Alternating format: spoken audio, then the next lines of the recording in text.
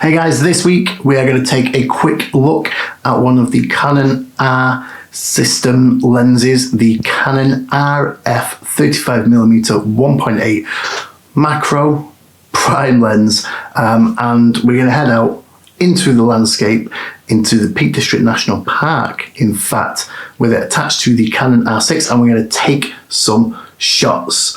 And then we're going to head back here and we're going to print one of those shots from the Canon R6, because I know that one of the questions that a lot of people have is how can a 20 million pixel sensor, how does it look when we print that out, especially when we have to crop an image, which is something that we're going to be doing. So join me as we head out, take some pictures, take a look at this 35mm RF lens, and then take a look at how the R6 with its 20 million pixel sensor performs when its pictures are sent for print.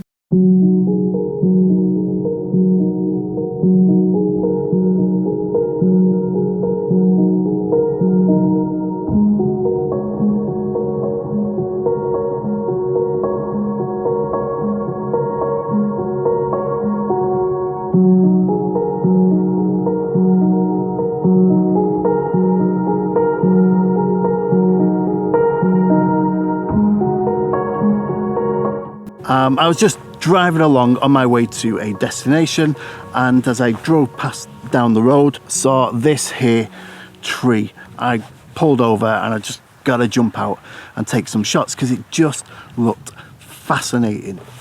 I am going to shoot this today, and I'm going to do that on the Canon R6 with the 35mm prime.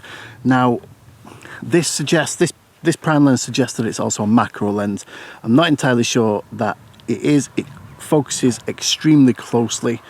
I think 0.17 centimeters. It's not really macro, but it does let you get in close. So I'm just going to wander around this tree, have a good look around it, take some shots, the majority using this prime lens here, and I'm going to show them to you.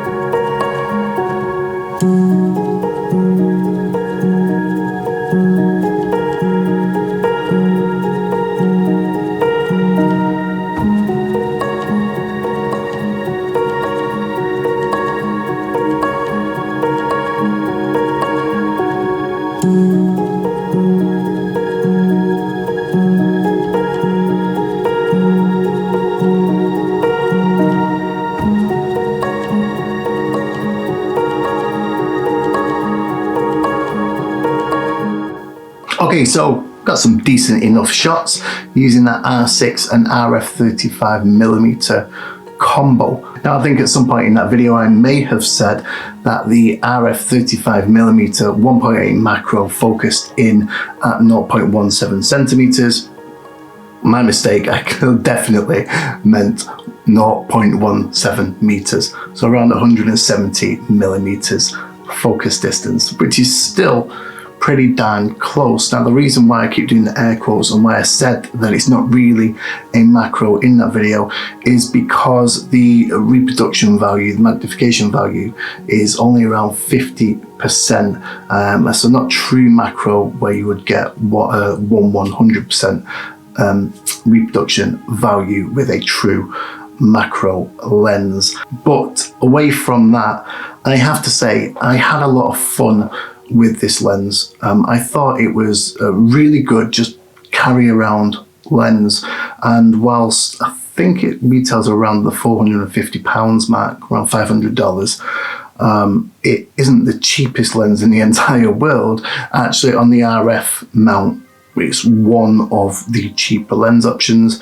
and I have to say, I think it's probably worthwhile. 35mm is a pretty versatile focal length. That close distancing, almost macro feature makes it a whole lot of fun to use.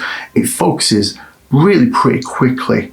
Being an STM, it is a little bit louder. It's a worthwhile lens, and if you've invested in the system, then it's one of those lenses that makes sense to have in your bag. Now, there is a big problem with it, is that it's not weather sealed. So for really those of you who are adventurous in landscape photography and get out wherever the weather, it's probably not going to work too well for you, so bear that in mind.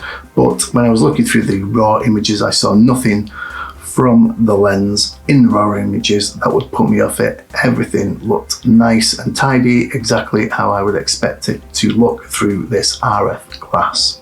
Onto the camera body itself, being that one of the biggest question marks against this camera was that 20 megapixel sensor size, I thought we would take one of the images that I've just shot over at Avatar and print it out. Now, in order to do that, I was going to need to crop.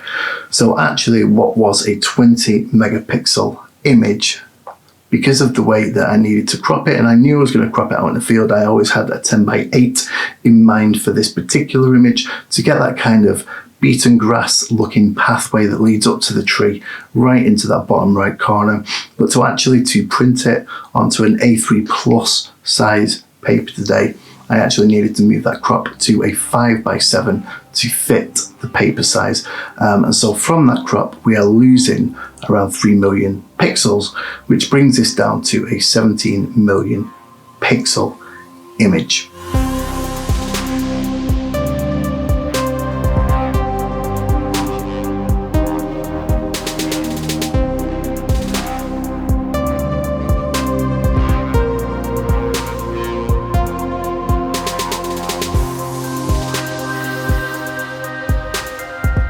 Ooh, okay, let's see what this looks like. It's good. I think it looks really, really good. Now, A3 size plus, A3 plus is not small. As you can see, that's a decent size print. In fact, bear with me, let me see if I've got some A4 for a comparison. There we go. Okay, so let's open it up. So that's A4 for comparison.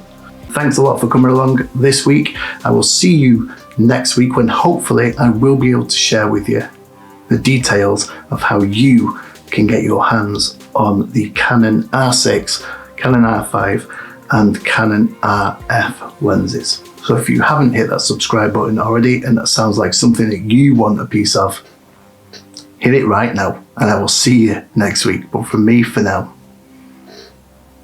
ciao.